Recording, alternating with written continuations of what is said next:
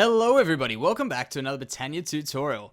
Now in today's tutorial we are going to be having a look at the Jaded Amaranthus. This thing in my hand right now, you can't really see it too well, but there it is. What we are going to be doing today is having a look at all the different kind of aspects of it and what you really need to be able to build a flower farm and a few things you might not have known about. So let's get started with this. First of all, here is the X and Y, well X and Z coordinates I guess, of how far the Jaded Amaranthus will work. We've got a Jaded Amaranthus in the middle there. You can see how far we can see with my Manicia monocle. It's 4 blocks either direction, so you would need a 9x9 square to be able to take full advantage of this Jaded Amaranthus.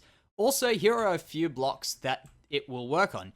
It won't work on soul sand, it won't work on mycelium, but it will work on podzol, coarse dirt, normal dirt, which that was normal dirt, take my word for it, it's just spread over just a few minutes ago, we don't need that one there.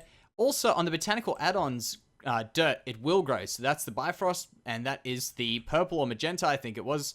Around here, we've also got all of the new Botania grasses, so every one of them it will work on, and of course, you got normal old grass, and you can see that will work on it up till the 4th block. 5th block doesn't get anything over there, and that is as far as that will go.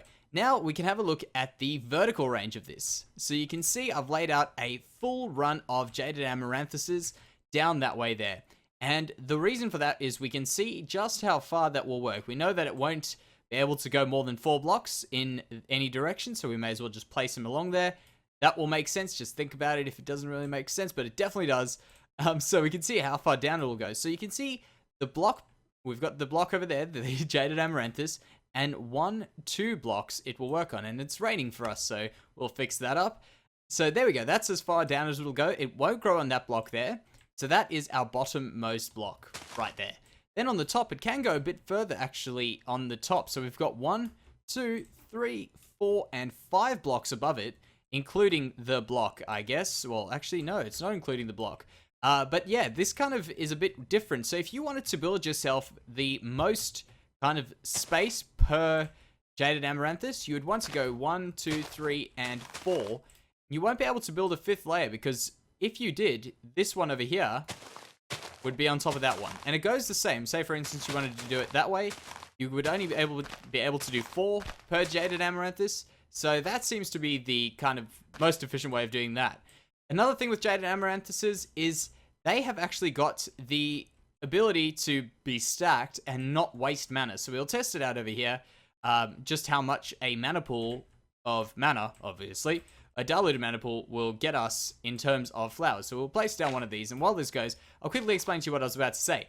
So you can see every few ticks, or every few seconds, just over a second or so, the Jaded Amaranthus will spawn a new flower within that 9x9 square, and they're obviously excluding the block that it's on.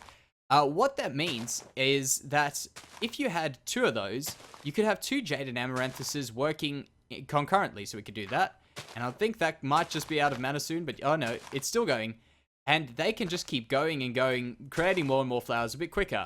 However, when you start putting more and more, they are going to be checking for the same block, and sometimes it will not be able to grow one. So you'll see when it starts getting a bit more full, it will be scanning for a block to put on, and sometimes it'll pick this one, it can't put one on, it'll keep going. So you can see it's not regular anymore. It's kind of not going as fast as it was in the beginning, and that is the reason why. It's just taking its time, looking for more blocks, and that's when you probably might be better off breaking it. So let's go on to breaking it, and before I go, I just want to say this is, yeah, a diluted mana pool. It's really not that expensive to have your mana going towards flowers. As long as you're making your mana back, they'll be good. Very easy way. Check out my Rafflowsia video because I just did one a few weeks ago, and this will tie in really well with that. And now we're going to go on to how you would be breaking these. So to break these, you'll want to use yourself a Drum of the Wild. It's also Botania drum right around here.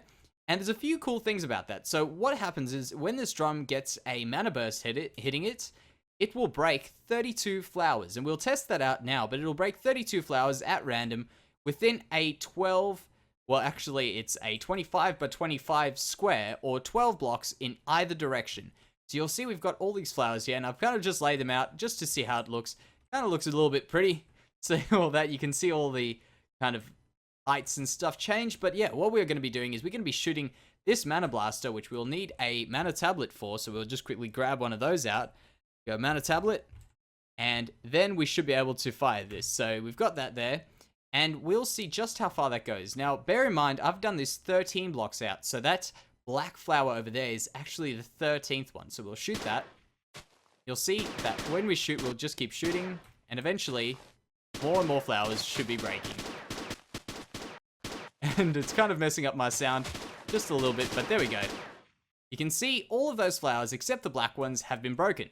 Now, this is a very important thing to keep in mind if you're building one of these farms, because with these flowers over here being broken, if you had a crop or anything else that may be broken by this drum, you wouldn't want it anywhere within that 12 block radius of that drum over there. Now we'll go on to the next thing of what I said, 32 flowers. You can see in here we've got 33 mystical magenta flowers, and we'll break that, and it should get planted by that Ranunculus all around here. Now, that is in theory, but of course, things don't always work the way you plan. And that is very strange that it doesn't, so we'll just do that, and see why those aren't getting planted. Okay, there we go, there they're going. Now, what we're going to do is we're going to test out just how many this can break, and we're going to have to grab one of these from around here. Now, if you are looking to build a flower farm, you'll be wanting to also gather up your flowers, and that's a very good thing to do. It's very important, and you might not be familiar with Botania, or might not be familiar with all of my videos and stuff. I pretty much use one thing called a hopper hock to break all of these collect all these broken flowers. So you can see we had 32 magenta flowers there. If you want to pause the video and count to double check that I'm not lying, that should be 33 magenta flowers. And we should now, when we break this, if I was correct saying 32 should break, we should have one flower left. So let's give this a go. And there we go, one flower left. You can give this a test yourself. You'll see these are all just getting planted again because they're all lying around this Ranunculus. I think these might just be on the edge, or they might just get picked up. Yep, they just fall out of range to get picked up again. Now these all should be broken. And it'll start again. So yeah, what I was saying was, if you did want to pick these up, you could try a hopper hock, like this, one of these flowers, and all you need to do is put that next to a chest, and it should pick up all the flowers that are on the ground. So we'll place down one of these, place down one of those, and there's all your flowers collected. And that's pretty much all you'll need to know about creating a flower farm. Now, the next thing will be to just make sure that that Jaded Amaranthus keeps up with the amount of flowers you need. Make sure you get enough mana for that, and everything should be alright. Now, this was a little bit of a different tutorial, so let me know if it did help. Let me know if you've learnt anything different or anything like that. But thank you very much, guys. Oh, I've gone right past myself, and I'll see you next time. Bye-bye.